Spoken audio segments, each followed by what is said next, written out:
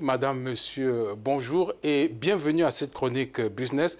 L'emblématique millionnaire et homme d'affaires français Vincent Bolloré et des responsables de son groupe placés en garde à vue hier. C'est dans les locaux de la police anticorruption en Nanterre, dans la banlieue parisienne, que cet homme d'affaires emblématique a été placé. Eh bien, les enquêteurs de la police veulent savoir si le groupe Bolloré a utilisé sa filière spécialisée en communication politique, cette filière c'est Havas, pour emporter les contrats de gestion des ports de Lomé au Togo et de Conakry en Guinée.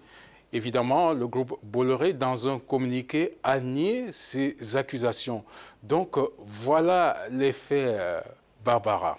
Alors, Jean-David, en fait, ces soupçons d'accusation portent sur des agents étrangers. Donc, les faits ont eu lieu en Afrique. Pourquoi est-ce que c'est en France qu'a eu lieu le déclic, même si j'ai ma petite idée sur la question? Voilà, c'est une bonne idée, Barbara. Eh bien, l'affaire a eu lieu, on va dire, en Afrique. Eh bien, il faut dire que la justice guinéenne et la justice togolaise sont très discrètes par rapport à ces affaires et c'est un euphémisme. Mais il faut montrer que Bolloré est présenté comme étant, n'est-ce pas, l'ami des présidents africains. Cela renseigne encore sur l'immensité des défis à relever par la justice ici en Afrique.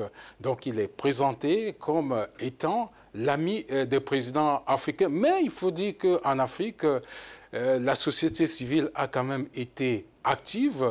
Si on prend par exemple le cas du Cameroun, on va constater que l'homme d'affaires a été accusé auprès de l'OCDE en 2010, je crois, relativement justement à ces affaires-là.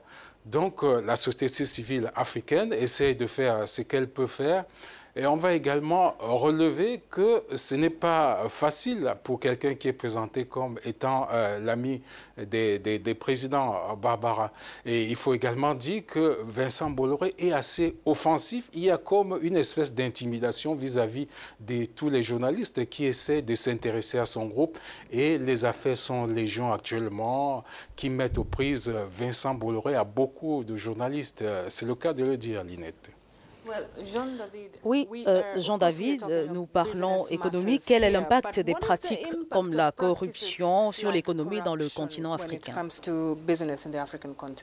Ah oui, vous faites bien de relier, n'est-ce pas, cette question au business ici, les rapports entre cette affaire Bolloré et puis le business ici en Afrique.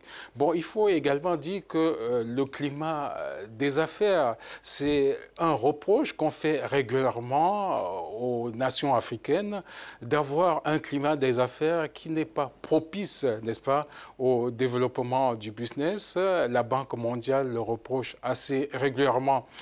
Je veux prendre un exemple concernant, par exemple, les industries extractives et même, n'est-ce pas, le pétrole.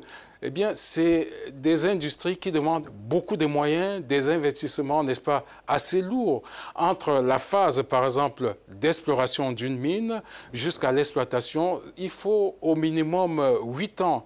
Et ça demande beaucoup d'argent pour qu'un investisseur, n'est-ce pas, puisse s'engager dans un tel business. Imaginez un investisseur qui a mis beaucoup d'argent et qui, au bout de 8 ans, on lui demande de se retirer ou alors la concession est attribuée à un autre. Il faut avouer que cela n'est pas encourageant pour les investisseurs. C'est la raison pour laquelle, eh bien, on va dire, la justice doit aussi jouer son rôle pour rendre, n'est-ce pas, le monde des affaires assez attractif en Afrique. Et Dieu seul sait si l'Afrique a besoin des investisseurs en ce moment où la crise économique sévit de manière, on va dire, pernicieuse.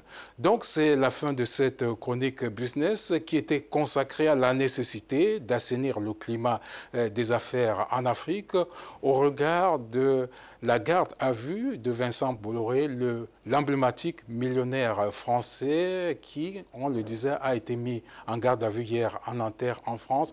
Merci de nous avoir écoutés et à la prochaine sur Africa News pour une autre chronique business. Merci.